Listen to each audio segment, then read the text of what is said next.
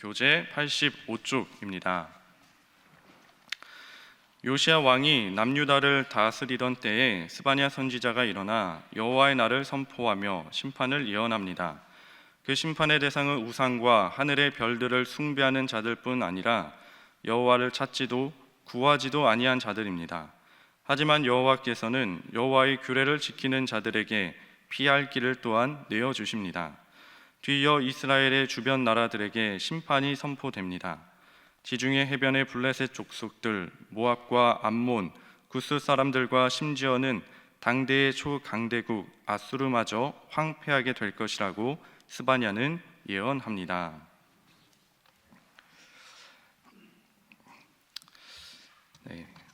오늘은 이제 스바냐 선지서를 함께 나누도록 하겠습니다. 스바냐 선지자는 요시야 왕 시대에 남유다 왕국에서 활동하던 선지자였습니다. 요시야 왕은 유다 왕국의 마지막 불꽃이라고 볼 수 있는 왕이었습니다. 그는 8살 때 왕위에 올랐고 또 할아버지 므낫세와 아버지 아몬과는 달리 하나님께 충성된 삶을 살았습니다. 요시야 왕은 예루살렘을 가득 채우고 있던 우상 종교를 또 타파하고 나라를 개혁하는 데 힘썼습니다. 그리고 여호와의 율법책을 발견하여 백성들을 모아 그 말씀 앞에서 회개하도록 했습니다. 이처럼 말씀으로 나라를 개혁하였던 요시야 왕은 하나님이 보시기에 기뻐하실 만한 왕이었습니다.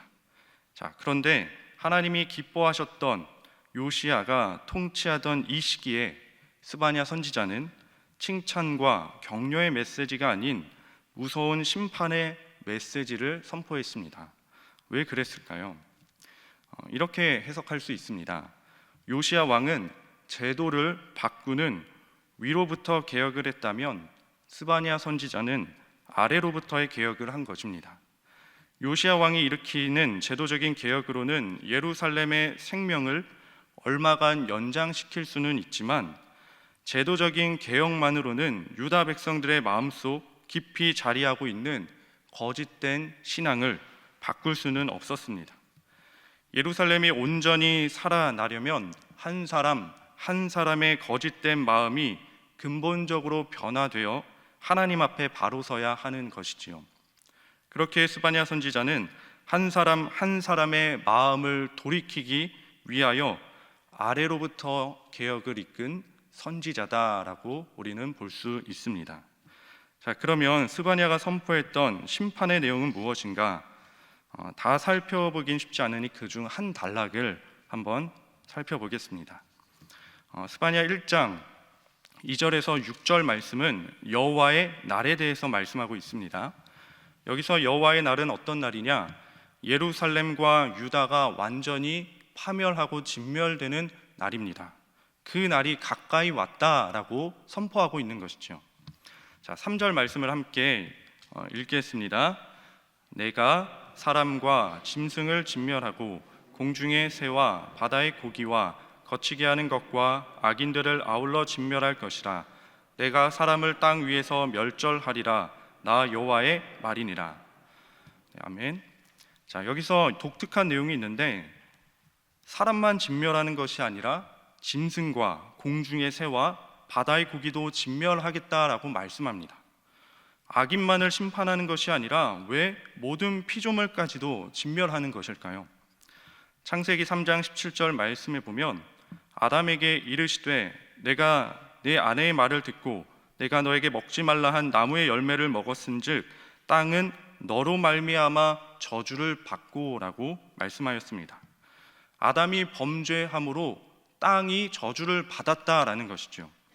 인간이 넘지 말아야 할 선을 넘었기에, 즉 인간의 탐욕 때문에 인간뿐만 아니라 땅도 그리고 모든 피조물도 저주를 받았다라는 것입니다. 무슨 말이냐면 인간과 이 피조 세계는 같이 사는 관계, 공생의 관계, 하나로 연결되어 있는 관계라는 것입니다. 창세기 6장 5절에서 7절 말씀에도 보면 여호와께서 사람의 죄악이 세상에 가득함과 그의 마음으로 생각하는 모든 계획이 항상 악할 뿐을 보시고 땅 위에 사람을 지었음을 한탄하사 마음에 근심하시고 이르시되 내가 창조한 사람을 내가 지면에서 쓸어버리되 사람으로부터 가축과 기는 것과 공중의 새까지 그리하리니 이는 내가 그것들을 지었음을 한탄함이니라 하시니라. 자, 사람의 죄악으로 피조물까지도 멸망을 당했습니다. 사람은 이 피조물의 대표자로 지어졌습니다. 창조 질서를 유지하고 잘 관리해야 하는, 즉 청지기와 같은 존재로 지어졌다는 것이지요. 인간이 하나님께 받은 책임과 권리는 우리가 생각하는 것보다 훨씬 더 크다라는 것을 알 수 있습니다. 그렇기에 사람이 자신만을 생각하여 죄를 짓고 또 그 죄악을 가득 쌓이게 되면 나 자신만, 우리 인간만 심판을 받는 것이 아니라 이 땅에 사는 모든 피조물에게도 영향을 준다라는 말씀이죠. 인간 때문에 이 세계가 절망을 겪게 될 수 있다라는 말씀입니다. 그런데 창세기 6장 8절에 또 이런 말씀도 있습니다. 그러나 노아는 여호와께 은혜를 입었더라. 하나님의 역사를 살펴보면 항상 최악의 상황 속에서도 하나님을 경외하는 사람이 있어 왔습니다. 하나님을 사랑하는 사람이 있었습니다. 그리고 하나님은 그러한 사람을 통해 하나님의 거룩한 계획을 이어나가셨다라는 것이죠. 이와 같이 우리 신일의 성도들이 절망의 통로가 아니라 하나님의 역사를 이루어가며 은혜의 영향력을 끼치는 삶을 살아가게 되기를 소망합니다. 자, 이어서 1장 4절 말씀을 계속 보겠습니다. 제가 읽겠습니다. 내가 유다와 예루살렘의 모든 주민들 위에 손을 펴서 남아있는 바알을 그곳에서 멸절하며 그마림이란 이름과 및 그 제사장들을 아울러 멸절하며. 자, 3절에서는 사람과 그 피조물을 진멸한다고 말씀했는데 4절에서는 조금 더 구체적으로 말씀합니다. 남유다와 예루살렘의 모든 주민들이 나옵니다. 자, 이들은 그런데 누구지요? 하나님께서 택하신 백성들입니다. 왜 재앙이 임하느냐? 사람의 죄악 때문에, 그리고 무엇보다 하나님께서 택하신 하나님의 백성들의 죄악 때문에 재앙이 일어난다라는 것입니다. 여러분, 예수님께서 이런 말씀을 하셨죠. 너희는 세상의 빛이라, 세상의 소금이라. 그런데 세상이 썩어지고 부패하고 빛을 잃은 이유는 소금이 맛을 잃었기 때문에, 그리고 빛을 잃었기 때문이다라는 것이죠. 모든 재앙의 원인이 사람 때문인데 그 중에서 남유다와 예루살렘, 하나님의 부르심을 받은 하나님의 백성이 그 백성답게 살지 못했기 때문에 부패해지고 세상이 어두워졌다라는 말씀입니다. 그래서 심판한다는 것이지요. 이어서 4절 후반부 말씀을 보면 남아있는 바알을 그곳에서 멸절하겠다라고 말씀합니다. 바알은 부요와 재물, 풍요의 신입니다. 요즘 말로는 물질 만능주의를 지칭한다 볼 수 있겠죠. 즉 재물과 풍요와 물질과 같은 것을 하나님처럼 섬기는 것입니다. 우상숭배입니다. 이 우상숭배를 어디서 했는가?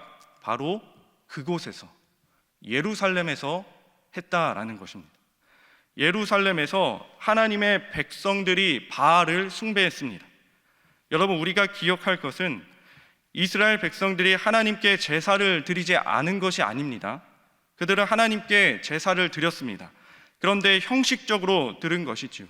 살아있는 신앙이 아니라 죽은 신앙으로 형식적으로 드렸고, 그 이스라엘 백성들이 진정으로 향하고 있는 그 마음은 어디에 있었는가?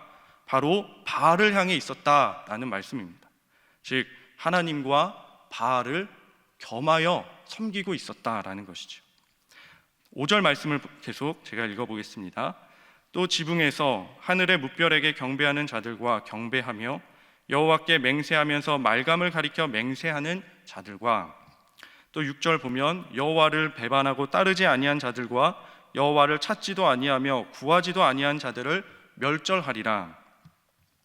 먼저 5절에 하늘의 무별에게 경배하는 것, 이것은 일월 성신을 숭배하는 아수르의 종교를 가리킵니다. 또 아수르처럼 잘 살려면 아수르의 종교를 믿어야겠다라고 생각한 이스라엘 백성들이 있었다라는 말씀이죠. 또 말감이라는 말이 나오는데 이것은 밀곰이라고도 부르고 몰렉이라고도 부릅니다. 이 종교는 인신공양을 하기도 합니다. 즉 내가 잘 되기 위해서는 내 자식까지 희생시키는 종교였습니다. 그런데 스바냐는 이렇게 말합니다. 여호와께 맹세하면서 말감을 가리켜 맹세한다. 즉 두 신을 겸하여 섬겼다고 말씀하고 있는 것이죠. 유다 백성들은 말감뿐만 아니라 바알과 하늘의 일월 성신과 갖가지 우상들을 하나님과 겸하여 섬겼습니다. 그리고 6절의 말씀에 보면 이러한 행태를 여호와를 배반하고 따르지 아니하며 여호와를 찾지도 아니하는 사람들과 동일 선상으로 보고 있습니다. 여러분, 하나님을 섬기면서 이방 우상을 같이 섬기는 것이 왜 죄악입니까? 하나님께서 제사를 드리지 않는 것이 아닌데 하나님께 예배를 드리면서 제사를 드리면서 다른 우상들도 함께 섬길 뿐인데 왜 이것이 죄악이고 하나님을 배신한 것일까요? 여기서 첫 번째 기도 제목입니다. 순결한 신앙을 갖게 하옵소서. 순결한 신앙을 갖게 하옵소서. 우리가 잘 아는 신명기 6장 말씀에 이스라엘아 들으라, 우리 하나님 여호와는 오직 유일한 여호와시니 너는 마음을 다하고 뜻을 다하고 힘을 다하여 네 하나님 여호와를 사랑하라. 마음을 다하고 뜻을 다하고 힘을 다하여 사랑해야 할 분은 오직 하나님뿐입니다. 하나님과 겸하여 다른 것을 섬기는 행동을 성경에서 무엇이라고 말하는가? 음란하다고 말합니다. 같이 섬기는 것이 왜 음란하냐?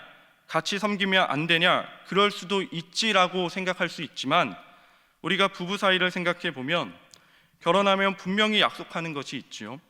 나는 이 남자만을, 나는 이 여자만을 평생 사랑하겠노라 약속합니다. 그런데 자신의 남편이나 혹은 자신의 아내를 두고 다른 사람을 사랑한다면 그것은 쉽게 이해받을 수 있고 용서받을 수 있는 일이 아닙니다. 이것은 상대방에 대한 배신이며 관계를 무너뜨리는 일이지요. 한 이야기를 해드리겠습니다. 한 남자가 있었는데 그 남자는 부와 명예와 권력 등 세상에서 부족함이 없는 사람이었습니다. 그런데 어떠한 것도 부족함 없는 그 사람이 한 여인을 진정으로 사랑했습니다. 그리고 결혼하고자 고백했습니다.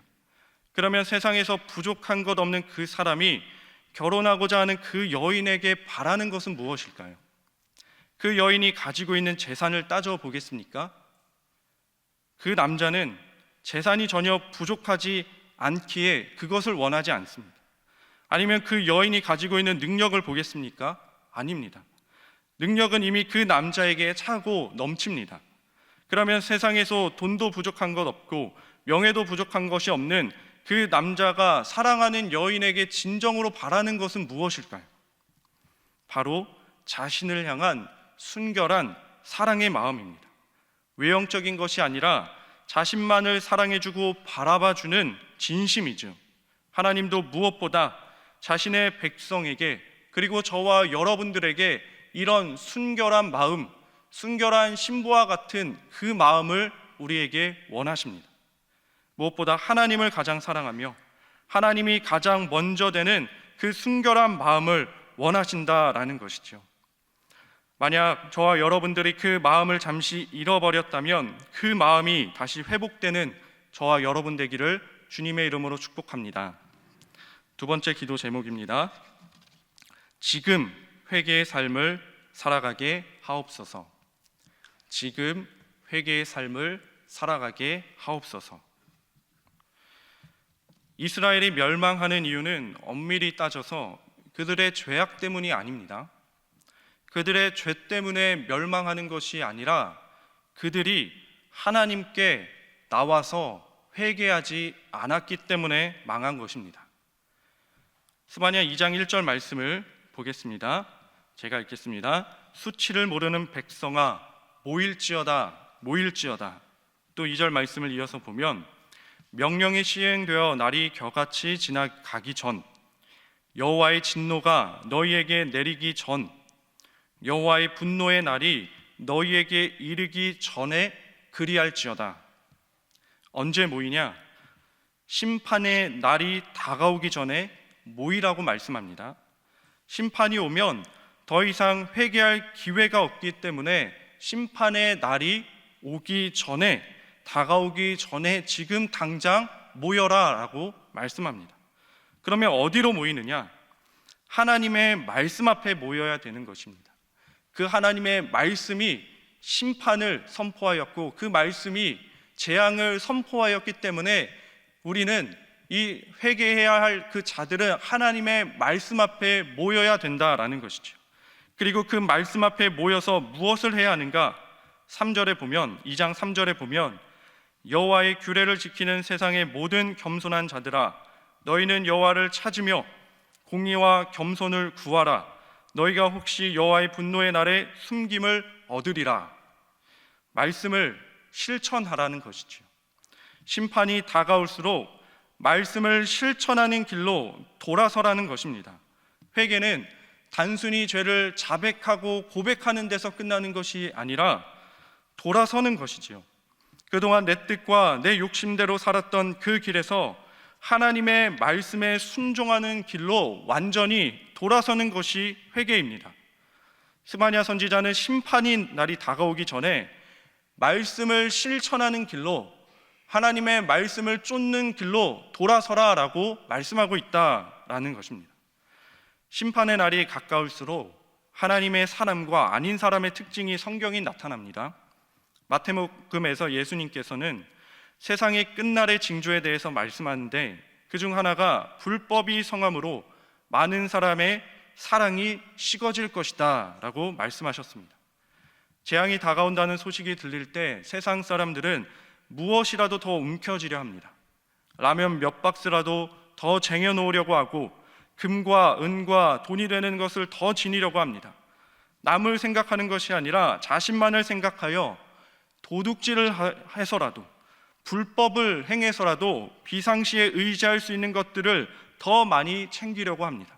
그러나 성경은 심판의 날이 다가올수록 하나님의 백성들에게 정반대의 말을 선포합니다. 오히려 다른 사람을 더욱 생각하며 사랑으로 말씀을 실천하라는 것입니다. 내일 읽을 말씀이지만 스바냐 3장에서 하나님께서 남겨두시는 백성들이 있다 말씀하는데 그 남은 자들이 어떤 사람들이냐? 스바냐 3장 12절 13절 말씀인데 제가 읽겠습니다. 내가 공고하고 가난한 백성을 네 가운데 남겨두리니 그들이 여호와의 이름을 의탁하여 보호를 받을지라. 이스라엘의 남은 자는 악을 행하지 아니하며 거짓을 말하지 아니하며 입에 거짓된 혀가 없으며 먹고 누울지라도 그들을 두렵게 할 자가 없으리라. 하나님께서 남겨두신 자들은 끝까지 악을 행하지 아니하고 거짓을 일삼지 아니하고 거짓된 혀가 없는 자들이라 말씀합니다. 간단히 말해서 이것도 하나님의 말씀을 붙들고 실천하는 자들을 주님께서 남겨두신다라는 것이지요. 한 성경학자가 이런 말을 했습니다. 구약 성경 39권 중 17권이 예언서, 선지서이다. 17권의 예언서에 나오는 모든 예언을 다 한번 뽑아봤더니 예언의 92%가 현재 일에 관해 언급하고 있다. 메시아에 대해서는 1% 정도 언급하고 있고 단 6%에서 7% 정도만이 앞으로 일어날 미래의 일을 언급하고 있었다고 합니다. 무슨 말이냐? 예언에서 중요한 것은, 이 예언서에서 중요한 것은 지금 현재가 중요하다는 말씀입니다. 우리의 미래는 현재에 달려 있다는 말씀입니다. 나중에 회개해야지, 나중에 기도해야지, 나중에 말씀을 묵상해야지, 나중에 말씀을 순종해야지 한다면 늦었다라는 것이지요. 지금이 중요하다. 지금 나의 죄악에 대해서 철저히 회개하고 지금 기도의 자리에 나아가고 지금 말씀의 자리 앞으로 나아가고 지금 근신하고 깨어서 말씀에 순종하는 삶으로 나아가는 것이 중요하다라는 것입니다. 그러므로 내일부터 기도하고 내일부터 회개하고 내일부터 예수님 잘 믿고 내일부터 순종하는 것이 아니라 오늘부터 다시 기도하고 오늘부터 말씀 앞으로 나오기를 힘쓰고 오늘부터 주 예수님과 동행하고 주님 말씀에 순종하고자 하는 저와 여러분 되기를 주님의 이름으로 간절히 기도합니다. 함께 기도하겠습니다. 우리가 지금 오늘부터 회개의 삶을 살아갈 수 있도록 은혜를 베풀어 주옵소서. 또한 순결한 신앙을 갖게 하옵소서. 그리고 내일 있을 주일 예배와 그리고 위임 목사님과 그리고 봉사하는 모든 우리 성도들 위해서 이 시간 함께 기도하겠습니다. 주여 믿습니다. 주여 믿습니다. 주여 믿습니다.